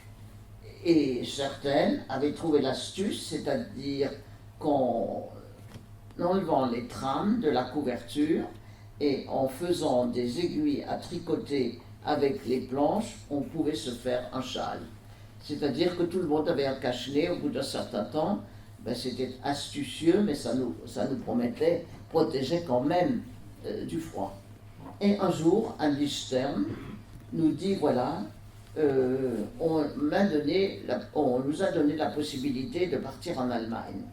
Et j'ai demandé à l'officier qui nous accompagne si on devait partir. Et l'officier m'a dit, si j'étais à votre place, je partirais le plus vite possible. À partir du moment, elle a donc donné son aval et non, on devait partir en Allemagne. À partir de ce moment-là, on n'avait plus de lit, on nous a mis tout à fait dans une autre baraque, où c'était de grandes salles, où il y avait de la paille par terre, et c'était terrible, parce qu'on avait là-bas des femmes qui étaient capots, des femmes qui avaient des responsabilités, et qui n'en avaient plus tellement à Bergen-Belsen, puisque les travaux, il n'y en avait pas, et elles nous surveillaient. On avait par exemple une ancienne capot qui passait dans les rangs, qui avait encore gardé son gourdin, et qui passait la nuit dans les gourdins et qui tapait à droite, à gauche, comme ça lui convenait. C'était une personne qui avait perdu sa tête. Pourquoi? Parce qu'elle n'avait plus l'emploi pour lequel elle était affectée à Auschwitz, vous voyez? On voit de tout. Et il nous tardait de partir. Un beau jour, on nous dit, voilà, on nous a convoqués dans un grand hall, et dans ce grand hall, on voit un militaire allemand, un officier, et 2 civils. Et on est passé une à une, et c'est les 2 civils qui ont donné leur avis. Quand est arrivé le moment à mon tour, j'entends qu'ils disent « Die nehmen wir nicht ». Celle-là, on ne la prend pas. Et en un quart de seconde, je n'ai pas réfléchi, c'était pour moi une question de vie ou de mort. Si j'étais séparée de mon groupe de Françaises, et surtout de Sarah, c'était fini, je ne vivais plus. Et j'ai répondu d'emblée, mais je sais travailler. Et l'un des civils me dit, mais que sais-tu faire? Je suis couturière. C'était pas vrai, j'étais scolarisée à l'époque. Et il dit à son copain, inscris-la, on verra par la suite. Comment j'ai pu faire pour répondre à cet homme? Je ne le sais pas. Comment j'ai eu le courage, parce qu'il ne fallait même pas regarder un officier, a fortiori lui parler, a fortiori émettre une opinion. Eh bien, voilà. Quand est arrivé le moment, quelques jours après, tous ceux qui ont été inscrits ont à se présenter à tel et tel endroit. Moi, j'ai considéré que j'étais inscrite et j'ai couru, et j'étais avec eux, avec mes collègues, et plus jamais personne ne m'a rien demandé, et je suis partie avec elles, et nous étions dans une usine d'aviation. Dans cette usine d'aviation, il y avait donc une répartition. Dès qu'on est arrivé, il y avait la répartition. On a pris des personnes pour l'usine. Moi, je vous dis franchement, j'avais très peur de l'usine. J'avais jamais travaillé à l'usine. Je me suis dit, qu'est-ce qu'il y a? On va me couper la main, on va me couper les doigts. Moi, j'étais pas rassurée. Et je me suis fait toute petite. Et quand le quorum était atteint, on a dit, maintenant on cherche des responsables, en même temps des chambrés. C'était des chambrés de 30, 33 personnes. Je ne suis toujours pas représenté. Et après, on a cherché, est-ce qu'il y a, pour les personnes qui restent, des personnes pour entretenir la pièce, pour aller chercher le café, pour aller chercher le pain. Moi, je me suis avancée et j'ai été choisie pour ça. Mais on était déjà, à ce moment-là, au mois de mars, on était parti en février de Bergen-Belsen, on était là mars, avril. Moi, je commençais à être vraiment malade, je n'étais pas bien. Même ce travail, je ne pouvais presque plus le faire. Mon amie Sarah était retenue pour l'usine. De temps en temps, elle m'apportait une carotte. Bon, ça, je pouvais encore manger. Un jour, elle m'a apporté des épluchures parce qu'elles étaient en relation avec des prisonniers de guerre. Un jour, elle m'a apporté des épluchures de pommes de terre. Bon, en mettant ces épluchures sur le poêle, parce qu'on avait un poêle, à la limite, on pouvait gratouiller un petit peu quelques pommes de terre, et un jour elle m'apporte une pomme de terre crue, elle me dit voilà, je t'apporte des vitamines, avec la meilleure volonté, je ne pouvais pas avaler. Vous imaginez avaler une pomme de terre crue? Non. Et puis, de plus en plus, on entendait tonner le canon au loin. Et on entendait de plus en plus, au mois d'avril, des pas, des personnes qui passent, qui passent. Et avec les prisonniers de guerre, les nouvelles qui nous arrivaient, c'était que les Alliés avançaient et qu'on allait être libérés.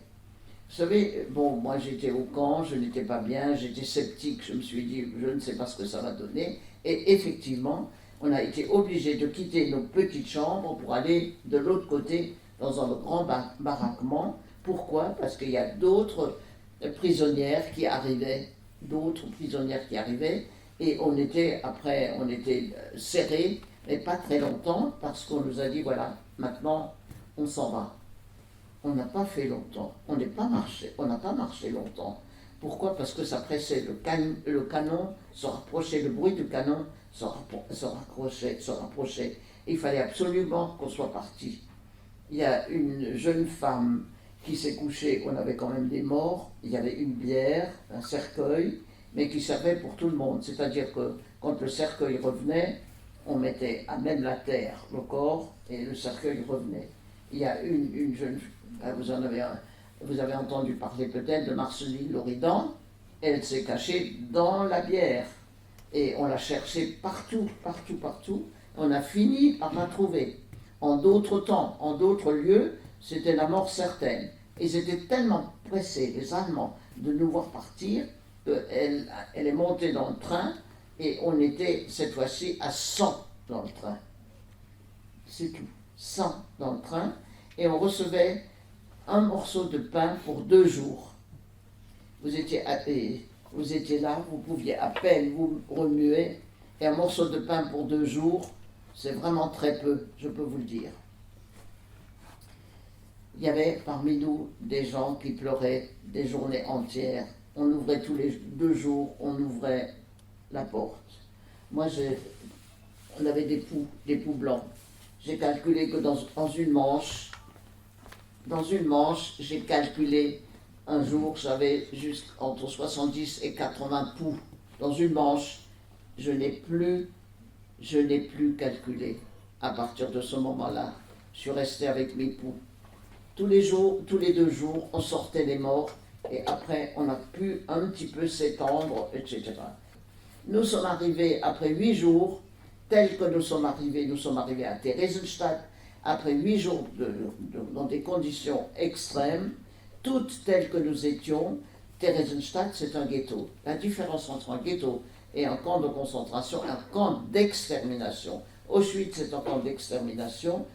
Bergen-Belsen est un camp de concentration, et Theresienstadt est un ghetto. Un ghetto, ça veut dire que les personnes ont été, au début, elles ont été obligées de vivre dans des maisons, dans des pièces, et de laisser la place, au lieu de rester seules dans un logement. Dans chaque pièce de leur logement, il y avait au moins 6, 8 ou 10 personnes, selon la grandeur. On avait mis un matelas par terre, et il y a 6, 8 ou 10 personnes qui logeaient là par terre. Nous, tels qu'on est arrivés, on n'était plus à 100. On nous a reçus à l'hôpital de là-bas. C'est-à-dire que c'était un matelas en 3, et on avait une couverture. Et puis, voilà, on était dans ce ghetto, on nous prenait la température. Moi, le matin, j'avais 35, et le soir, j'avais 39-40. Petit à petit, les personnes sont sorties, et à la fin, on ne restait plus que 2 jeunes. Et moi, je voyais, et de temps en temps, on avait quelqu'un qui passait pour nous recruter, pour dire que, voilà, vous allez être rapatriés, parce qu'entre-temps, on a été libérés. Je vous parle de la libération. Quand on a 39 et 40 de température tous les jours, on nous a dit qu'on était libérés, mais ça aurait dû être une effusion de joie, de tout ce que vous voulez. Je peux vous dire que quand on est vraiment malade, quand on est vraiment dans cet état, bon voilà, néanmoins, j'étais contente qu'on vienne nous prendre notre identité et on est venu très souvent. Et petit à petit, alors qu'on était nombreuses dans cette salle, petit à petit, il ne restait plus que une personne aussi très jeune, et qui parlait une langue différente de la mienne. Et moi, je me suis dit, mais si je reste ici, jamais je vais rentrer. Et qu'est-ce que j'ai fait? Ne faites jamais ça. Mais je vous le dis, qu'est-ce que j'ai fait? Le matin, je savais que je n'avais pas de température, et le soir, je n'ai pas pris ma température. Et c'est ainsi que j'étais libérée, que j'ai été affectée aussi dans un logement avec 6 ou 8 personnes. Mon ami, qui était sorti depuis longtemps, venait me voir, et c'est ainsi que j'étais avec les autres personnes. Et un jour, mon ami vient au courant et me dit, mais qu'est-ce qu'il y a? Personne t'a averti? J'ai dit non, qu'est-ce qui se passe? Eh bien, on s'en va. Ah bon? Eh bien, voilà, on était en secteur russe, à ce moment-là, on a été libérés par les Russes. Et alors, viens, on s'en va, je sais où sont rassemblés les autres. Ben, quand on est arrivé, les autres étaient déjà partis. Et comme je comprenais l'allemand, mon amie, elle avait l'habitude de me dire, va, parle. Mais je ne parle pas le russe. Alors je suis allé voir le Ponto qui n'a rien compris du tout. Alors j'ai essayé, bon, ben, quand il a vu que je me démenais comme ça, il m'a amené un officier. L'officier, bon, ben, heureusement, il parlait l'allemand. Et j'ai dit ce qui nous arrivait, qu'on était des Françaises, etc., etc. Et il a cherché une camionnette et nous a amenés vers les autres Françaises. Et c'est ainsi que nous avons rejoint les autres et je suis partie avec les autres. Voilà.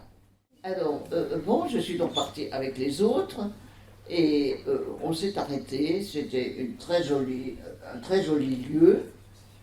Il y a le matin, très joli lieu, on nous a donné à manger normalement. Le lendemain, bon, ben écoutez, on a pris ma température, je n'avais pas de température. Mais le soir, on a aussi pris ma température. Et figurez-vous que j'avais bien mes 39-40 de température. Et alors là, on a dit, bon, on m'avait à l'œil.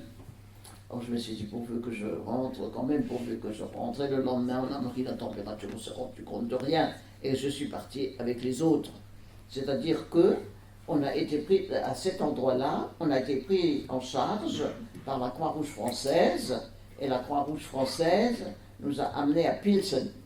À Pilsen, quand on est arrivé, moi j'étais morte, il y avait des bottes de foin, moi je me suis couchée sur une botte de foin, j'ai dormi, et quand je me suis réveillée, j'avais faim, et j'ai dit on mange ici, non, il ne reste plus rien, elles avaient mangé, elles avaient tout mangé, ma part aussi. Alors j'étais vraiment faible, et les avions nous attendaient, et on m'a dit bon ben puisque c'est ça, on va te coucher sur un brancard, et je suis arrivée à Lyon, Bron, sur un brancard. On a été accueillis, on nous a offert un jus de fruits et après on a été dans on a été dans un lieu où on a été accueillis, c'était un centre d'accueil. Et on a eu un colis et dans ce colis il y avait des cigarettes. Et on était là, assises, bon, les femmes ont commencé à fumer et moi, eh ben, j'ai tout fait littéralement. Alors on a vite appelé une infirmière, l'infirmière a dit non, médecin. Le médecin a dit hôpital tout de suite. Ben, je n'étais pas 2 heures en France que j'étais déjà hospitalisée. Et ben voilà, hospitalisée, oui, ben j'avais rien, pas de bagages ni rien. J'avais juste ma robe. Ben on m'a donné, c'était pas un problème, on m'a donné une chemise de l'hôpital. Mais le lendemain, il fallait que je me lave. On m'a prêté un savon. On m'a prêté un peigne pour que je puisse me peigner. Et c'est ainsi qu'on s'est rendu compte que j'avais une pleurésie. On s'est rendu compte par la suite qu'il fallait ponctionner. Et on m'a ponctionné 1,5 litre de liquide. À la suite de quoi, on m'a lâché 2 mois après. 2 mois après, je devais aller chez ma grand-mère. Mais entre-temps, ma grand-mère est décédée. Et c'est ainsi que j'étais dans un centre d'accueil. Et après, j'étais au Ovalde pendant 2 mois pour me remettre. Et puis, après, je voulais absolument être scolarisée. Et je suis retournée à l'école pour être scolarisée. Mais 1 an après, exactement, j'avais toujours mal au dos. Et À l'époque, j'habitais à Moutsik et le médecin de Moutsik a heureusement, il m'a fait passer des radios et c'est là qu'on s'est rendu compte que j'avais cette tuberculose osseuse très grave pour l'époque parce qu'il n'y avait pas d'antibiotiques. Voilà, j'ai été soigné pendant 7 ans, j'ai profité aussi de ma maladie pour aller à la fin en rééducation professionnelle parce que je trouvais que je n'avais pas suffisamment de bagages pour travailler, pour gagner ma vie. Et c'est bon, j'ai que travaillé, j'ai fait des formations en cours d'emploi, et puis après j'étais à la retraite, et puis voilà. Est-ce que vous avez des questions à poser, des questions qui vous intriguent, des choses qui... voilà, je pense que ce ne sont pas des choses qui demandent beaucoup d'explications. Hein. Vous avez été très clair. On va vous remercier pour votre témoignage, Madame Pollack. Merci beaucoup. Je vous en prie. Pour votre parole. Est-ce que les élèves, vous avez des questions à poser à Madame Pollack? C'est le moment ou jamais. Thomas, vas-y. Allez. C'est quoi les Schlags? Une Schlag? Oui. En allemand, la Schlag, hein? Schlag, c'est quand on donne un coup. Et la Schlag, c'est l'instrument avec lequel on bat quelqu'un. On le corrige. Moi, j'ai une question à vous poser, Madame Pollack. Est-ce que vous avez un souvenir précis du moment où vous avez été transporté en wagon à bestiaux entre Drancy et Auschwitz-Birkenau? Parce que là, maintenant, rétrospectivement, vous savez que vous avez été transporté à Auschwitz-Birkenau. Est-ce que vous avez un souvenir de ce temps, de ce moment où vous avez été transporté, déporté en wagon à bestiaux? Le souvenir que j'ai, et dont j'ai parlé très fort, c'est de voir la figure des personnes. Moi j'étais très jeune, vous savez, quand on est jeune, on a confiance, on ne sait pas ce qui vous attend. Mais ce que j'ai remarqué quand on était sur ce quai et qu'en contrebas on voyait les wagons à bestiaux, j'ai vu la figure des personnes changer. J'ai vu leur face. J'ai vu, elles étaient figées, elles étaient là, elles ne savaient plus quoi dire. D'accord. Voilà, parce qu'on ne savait pas, Bon, nous étions français, on savait que les étrangers, on les avait arrêtés et qu'on les avait amenés quelque part en Allemagne, mais nous étions français. Et nous, chauvins aussi, un petit peu, avant la guerre, ça je me rappelle très bien, mais jamais on n'aurait pensé à une chose pareille. Déjà, on n'aurait pas pensé qu'on nous amènerait en wagon à bestiaux. Ensuite, l'extermination pure et simple, mais qui est-ce qui peut penser à une chose pareille? Personne. Ça ne se conçoit pas, c'est pas possible. Et même après, quand on nous a dit, voilà, les circonstances dans lesquelles on se trouvait, il ne fallait pas s'arrêter à cela. Sinon, nous étions perdus aussi. Il fallait, je vous ai dit tout ça, il fallait être des automates, faire le travail qu'on nous demandait, aller prendre de cette substance. Je peux vous parler du premier repas. Le premier repas, donc, je vous le dis, le premier jour, on ne nous a rien demandé. Bon, on a rejoint notre lit, on devait toutes se tourner quand la première se tournait, les 9 autres devaient se tourner. Le lendemain matin, on avait comment vais-je vous dire ça, de nouveau dans cette cuvette, c'était la première fois qu'on le voyait, une cuvette émaillée où il manquait de l'émail, où on happait un liquide. Je peux vous dire qu'il n'avait que la couleur du café. C'était un extrait d'une plante, on ne sait même pas laquelle. C'était indéfinissable. Ce goût, ça avait tout le goût de n'importe quoi. Et à midi, le premier repas, c'était des céréales sucrées. Vous vous rendez compte, après 3 jours où vous avez soif, des céréales sucrées, moi je ne pouvais pas l'avaler. Et mon ami me dit, si, tu sais, tu manges ça. tu verras, tu ne sauras rien d'autre. Moi, je ne le pouvais pas. Eh bien, après, quand les Hongroises, il y a des Hongroises qui ont été déportées en masse, vous le savez sans doute, eh bien, au mois d'août, quand elles sont arrivées, et que le premier jour, on leur servait les céréales sucrées, on est allé manger ce qu'elles ne mangeaient pas. Pourquoi? Parce qu'on avait faim. Voilà, c'est la différence. Excusez-moi. Non, pas de souci. Donc du coup, vous êtes habitué quelque part après à cette nourriture. Est-ce que vous êtes habitué à la nourriture qu'on vous servait à Auschwitz ou pas? Écoutez, je vais vous dire, quand vous avez faim, vous mangez. Hein. On vous donnait déjà pas grand-chose. Alors, écoutez, ce qu'on vous donnait, oui, cette nourriture sucrée, oui, puisque après on est allé là où on pourrait en avoir. Quand vous avez faim, ou vous souffrez le froid, la chaleur, c'est encore pire que le froid. Le froid, bon, je m'asseyais sur mes... pour avoir chaud, quand vous avez froid, vous asseyez sur mes talons, voilà, pour se réchauffer. Mais la chaleur, quand vous avez, et que vous ne pouvez pas bouger, eh bien, vous êtes obligé de vous laisser griller. Voilà, c'est ça.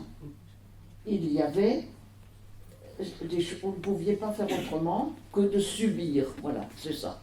Le matin, on vous réveillait à des heures impossibles, il fallait, bon, aufstehen, Betten machen, c'était pas des Betten, il fallait tirer les couvertures, voilà, il y avait 2 couvertures qu'il fallait tirer pour que le lit soit bien aligné, voilà.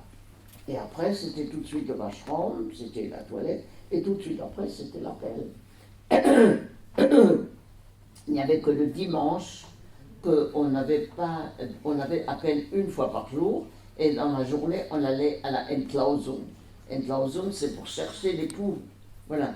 Alors, on allait aux douches, aux saunas, on allait à la douche, et ils en profitaient encore pour choisir les gens qui n'étaient pas assez forts, qui trouvaient maigres, ou avec un bouton ou quoi, pour les sélectionner. Alors ça, c'est des moments terribles, je ne peux pas vous les décrire, c'est des moments terribles. Quand la personne est tirée du rang, le numéro noté, et elle sait où elle va. Ça, c'est terrible. Voilà. Voilà, je vois que vous avez été très attentif, je vous remercie. Je ne sais pas si je vous ai appris certaines choses, mais c'est ces choses que j'ai vécues. J'ai du vécu aujourd'hui. Il faut dire qu'il faut un moment pour s'en défaire. Je dois dire que quand on sort de là, on est tout à fait déconstruit. Je peux vous dire qu'il faut se reconstruire. Et je peux vous dire également que tout au long de votre vie, vous devez laisser ceci de côté pour pouvoir aller vers autre chose, parce que si vous continuez à penser à ce passé, eh bien vous échouez à l'hôpital psychiatrique. Ça, je peux vous le dire. Il faut essayer, ça ne se fait pas du jour au lendemain, mais il faut laisser ceci de côté pour pouvoir aller vers autre chose. Et c'est là que, voilà, que vous pouvez éventuellement retrouver, au bout de quelques années, vous pouvez retrouver une quiétude. Mais moi, ce qui me caractérise en plus, c'est que comme nous avons été dénoncés, parce que j'estime que notre arrestation est due à une dénonciation, j'essaierai, et j'ai toujours essayé, encore maintenant, peut-être que j'arriverai un jour à trouver effectivement les personnes qui nous ont dénoncés. Après ce que vous avez vécu, après ce que vos familles ont vécu, vos parents, et également qui ont probablement connu la Première Guerre mondiale, quel est votre ressenti aujourd'hui quand vous entendez et voyez ce qui se passe tout simplement en Ukraine?